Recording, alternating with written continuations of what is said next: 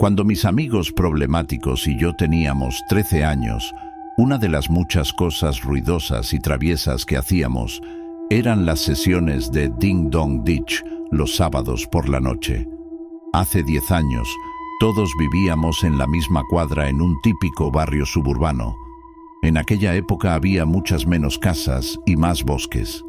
Voy a inventar nombres para mis amigos por el bien de esta historia.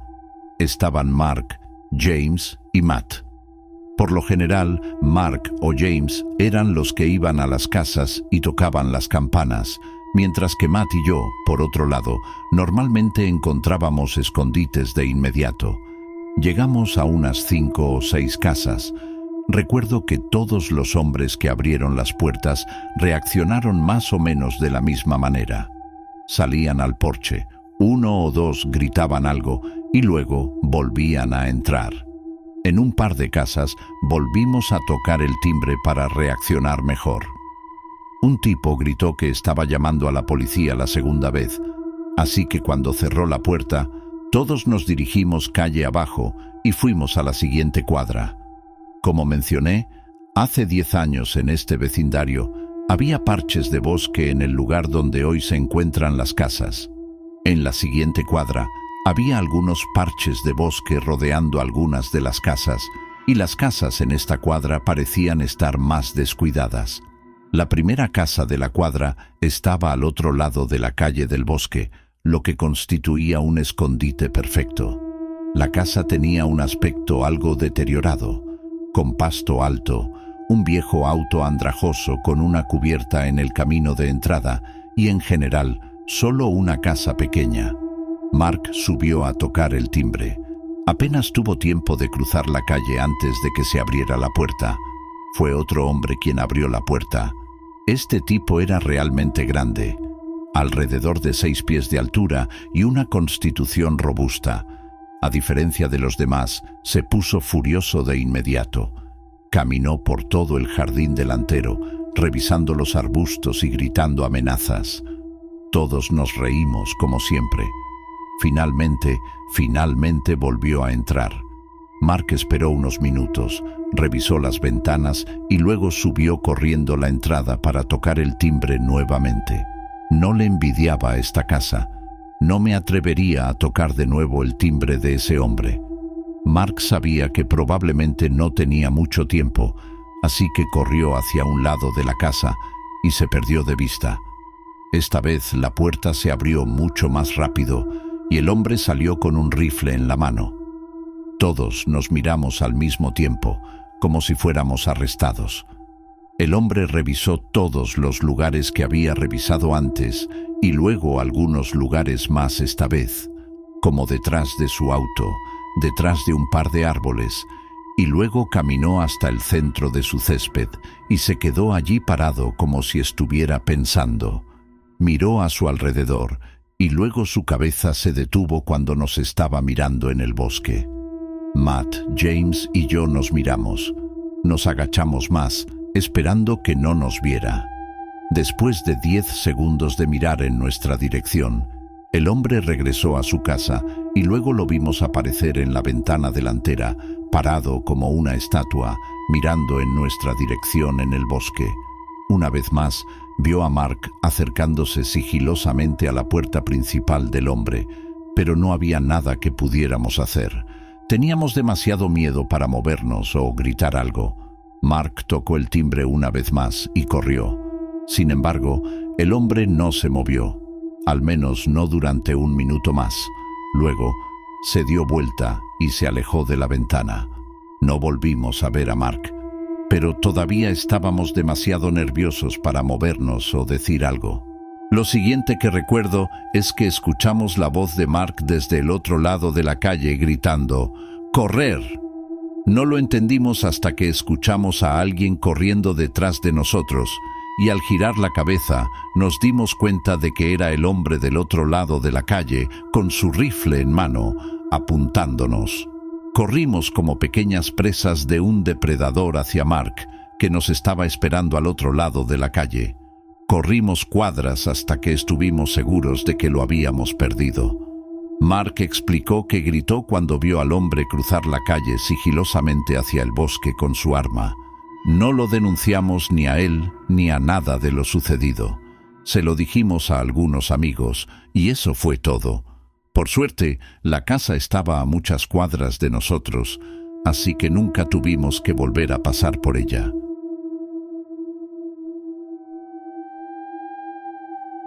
Viví en una casa infernal durante un par de semanas. Yo era un estudiante universitario y mis padres me estaban pagando una casa para vivir. Intacta, lo sé. Bueno, la casa era modesta, nada lujosa ni enorme, y yo estaba feliz con ella. Bueno, al menos durante los primeros días. Entonces, las cosas rápidamente empezaron a ponerse extrañas. Un sábado lluvioso, sin nada que hacer, estuve unas horas viendo la televisión. Fue entonces cuando escuché un chirrido en el piso de mi sala. Miré alrededor de la habitación, pensando que un animal había entrado en la casa o algo así. Volví a sentarme y seguí viendo la televisión. Ese fue el primer suceso extraño. La lluvia continuó durante el resto del día y hasta la noche, lo que sirvió de excusa para no salir. Me quedé en casa, viendo más televisión en la sala de estar. Me animé cuando sentí que escuché algo desde la cocina. Ridículamente, tomé una almohada como una especie de arma y caminé hacia la puerta de la cocina. Allí, en medio de la cocina oscura, había una caja de Cheerios en el suelo, de la que se derramaban cientos de pequeñas O. No tenía idea de cómo pudo haber sucedido eso. Sin embargo, dejé caer la almohada y comencé a recoger los Cheerios del suelo. Mientras lo hacía, escuché un crujido, como el sonido que hacen las áreas débiles de un piso de madera cuando alguien las pisa. Estaba junto a la mesa de la cocina. Miré hacia arriba, pero no había nadie allí. Sabía que me estaba volviendo loco ahora. Cada pequeño sonido debe haberme vuelto paranoico. Limpié los Cheerios y volví a mirar televisión. Afuera, los truenos se hacían más fuertes a medida que la mayor parte de la tormenta parecía pasar por encima. Sin embargo, lo encontré extrañamente relajante. Eso fue lo último que recuerdo. Apreciar el sonido de la tormenta afuera antes de despertarme de lo que parecía ser una siesta de 1 hora. La televisión seguía encendida, pero eso no fue lo que me despertó. Recuerdo haber creído que me desperté con un golpe o un ruido sordo en el piso de abajo. De todos modos, apagué la televisión y subí a la cama. El día siguiente fue normal, al igual que el día siguiente.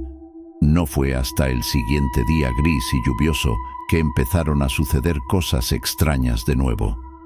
Esa mañana me desperté en mi cama sintiendo como si hubiera estado bebiendo toda la noche anterior. Me sentí más enfermo de lo que me había sentido nunca antes con resaca. No caminé mucho ese día. El clima sombrío y oscuro solo hizo que me quedara más postrado en cama. Dejé la televisión de mi habitación encendida todo el día como ruido de fondo, con un cubo de basura a mi lado por si tenía que vomitar. Al mediodía, apagué el televisor después de escuchar sonidos provenientes de encima de mí. El ático. La puerta del ático estaba en realidad en mi dormitorio, y la mayor parte del ático estaba construida sobre ese dormitorio. No fue solo una vez que lo escuché. Fueron 3 o 4 veces. Logré levantarme de la cama, a pesar de que cada vez que me movía tenía ganas de vomitar. Bajé la cuerda de la puerta del ático, me llevé uno de mis viejos bates de béisbol y subí las escaleras. Bajé el interruptor de la luz para iluminar el ático. Había algunas cajas viejas que debieron pertenecer al dueño anterior esparcidas por ahí, pero no pude ver ningún ser vivo que produjera esos ruidos. Bajé rápidamente porque tenía un poco de miedo de ese ático.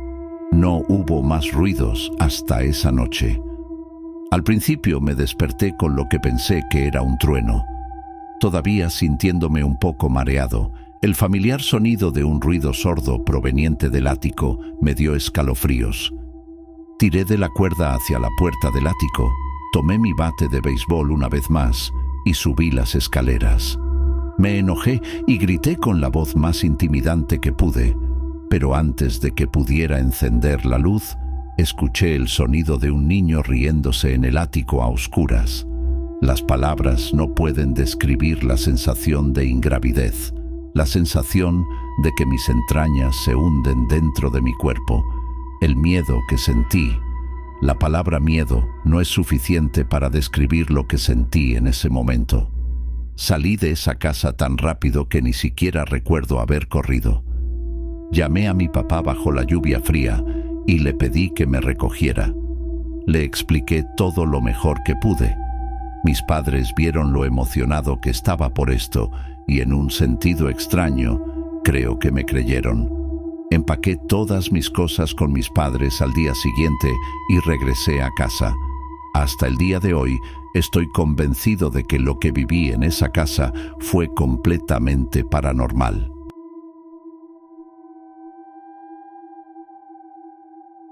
Solía trabajar como empleada doméstica para una anciana durante un par de semanas, cuando tenía 20 años. Ella tenía una casa muy grande, pero antigua, en una propiedad que podría haber sido hermosa. De hecho, ella se había encargado de ello. Tenía 2 acres de tierra rodeada de bosques en 3 direcciones y la carretera en la otra. La casa en sí era antigua, hecha en su mayor parte de madera, y el interior era muy oscuro. A menudo mantenía las persianas cerradas en algunas habitaciones por razones que yo no entendía. A veces abría las persianas para dejar entrar un poco de luz del sol, solo para descubrir que ella las había cerrado la siguiente vez que entré a la habitación. Iluminó algunas habitaciones con velas, lo que hizo que la casa me pareciera aún más prehistórica por dentro.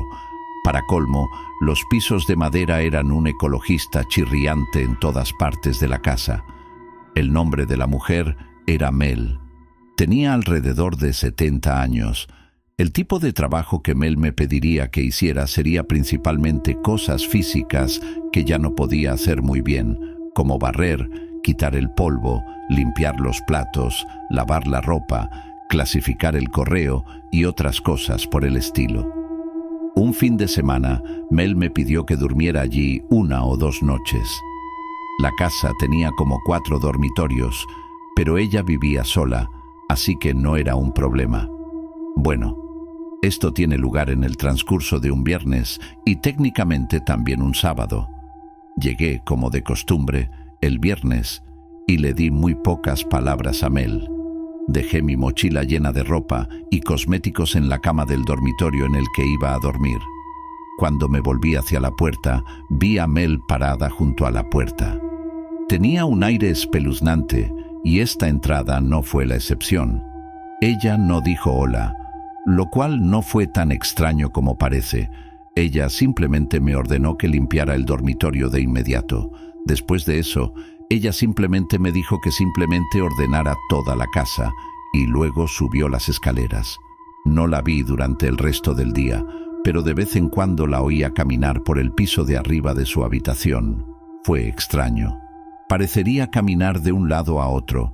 No había televisores en esta casa, así que no sabía qué podría haber estado haciendo. Una cosa que me pareció extraña fue lo protectora que era con su sótano. Dejó en claro que estaba completamente prohibido y que no quería que yo bajara allí. Llegó la noche y me acosté temprano. Esto fue antes de que existieran los teléfonos inteligentes, así que ni siquiera sabía qué hora era, aunque probablemente eran las 9 o las 10. Durante las primeras horas todo estuvo en paz. Sin embargo, todavía tenía problemas para conciliar el sueño, dado que era la cama más incómoda en la que había estado.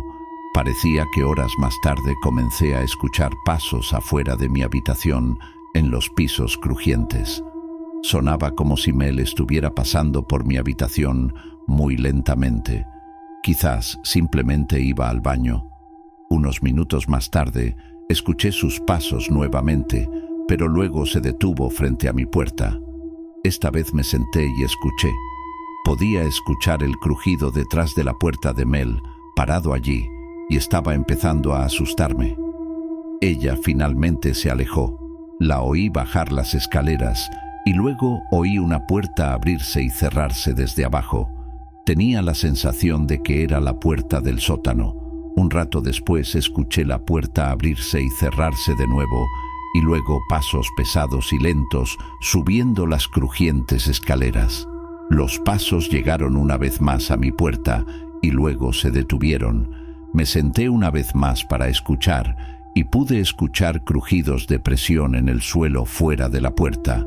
Entonces escuché que el pomo de la puerta empezaba a girar. Me recosté, me tapé con las sábanas y fingí estar dormido. Escuché a Mel dar unos pasos hacia la habitación, hacer una pausa y luego irse. Regresó a su habitación y cerró la puerta. Estaba un poco perturbado. Este fue un comportamiento muy extraño. Esperé aproximadamente media hora antes de decidir que tenía que ver qué había en ese sótano. Salí de la desvencijada cama, caminé de puntillas hasta la puerta y luego bajé de puntillas las escaleras lo mejor que pude. Abrí la pesada puerta del sótano, encendí las luces y bajé las escaleras. Llegué al último escalón y contuve las ganas de gritar. Había 2 viejas sillas de madera en el centro del sótano y había 2 de lo que solo podía describir como cadáveres en descomposición con pelucas sentados en ellas. La visión de un insecto arrastrándose sobre uno de ellos me hizo querer vomitar aún más. Me obligué a caminar más hacia el sótano, más cerca de los cadáveres. Tenía que asegurarme de que fueran reales. Ambos cadáveres tenían pelucas de hombre.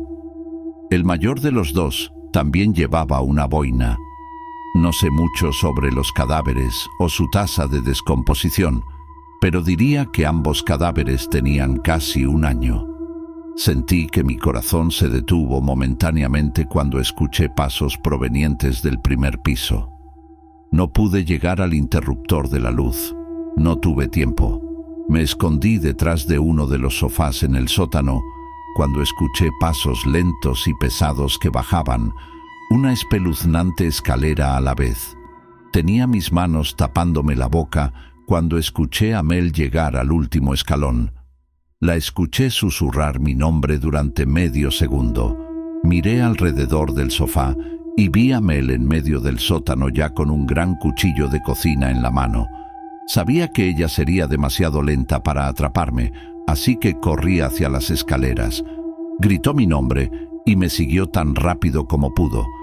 Cuando llegué al primer piso de la casa, subí corriendo al dormitorio donde dormía para agarrar mi mochila. Cuando corrí escaleras abajo, Mel estaba en lo alto de las escaleras del sótano. Salí corriendo por la puerta principal hacia mi coche. Lo encendí, contuve el aliento. Miré hacia la puerta principal de la casa grande y antigua y vi a Mel parada allí. Salí de la enorme propiedad y caminé por la carretera, regresando a casa en 10 minutos. Afortunadamente, nunca le di a Mel ninguna información mía, como mi dirección o mi número de teléfono, por lo que nunca pudo volver a contactarme. Si tuviera que adivinar, diría que uno de esos cadáveres pertenecía a su marido muerto, que ella me había mencionado 2 veces. En cuanto al otro cadáver más pequeño no tengo idea, pero de todos modos fue una escena inquietante de presenciar y algo estaba muy mal en esa mujer.